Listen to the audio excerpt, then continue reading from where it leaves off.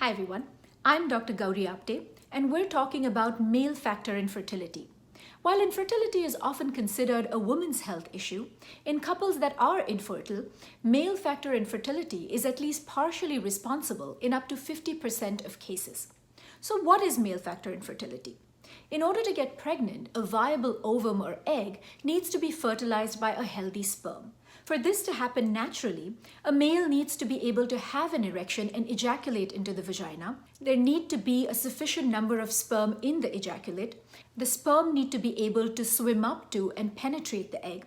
And the sperm need to be genetically normal in order to produce a viable embryo that can survive and grow. If there is an issue with any of these steps, it makes it difficult to get pregnant, and this is known as male factor infertility. Some conditions that can cause male factor infertility are erectile dysfunction or premature ejaculation, certain medications or chronic illness, conditions in which there is a blockage in the male reproductive tract such that it stops the flow of semen.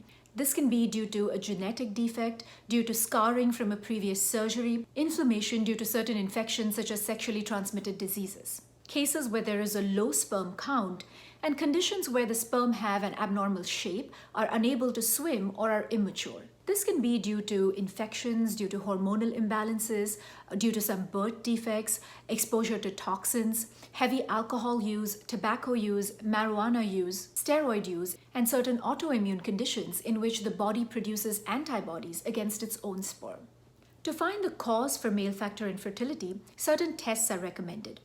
These are semen analysis. In this, at least 2 samples are taken on separate days. Both the semen and the sperm are then examined to look for the volume of semen, how acidic it is, to look for the number of sperm, their motility, and their morphology or shape. Blood tests to look for hormonal imbalances and any other issues. An ultrasound may be recommended to examine more closely the testes, the blood vessels, and other structures surrounding the scrotum. And genetic testing. If the semen sample yields too few or almost no sperm, then further genetic testing may be performed to look for the cause for this. The treatment for male factor infertility will depend on its cause. Some common treatments that are used are intrauterine insemination or IUI. In this, a thin flexible tube is inserted through the vagina into the uterus, and using this tube, sperm that have been washed and concentrated are introduced into the uterus. This brings a large number of healthy sperm into the uterus and reduces the distance that the sperm has to travel in order to meet the egg.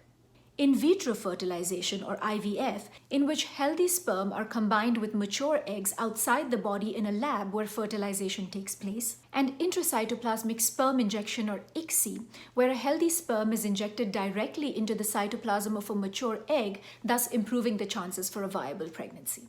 If you have any other questions or comments, you can leave them in the comment section below. You can also email us at info@fertilihealth.com.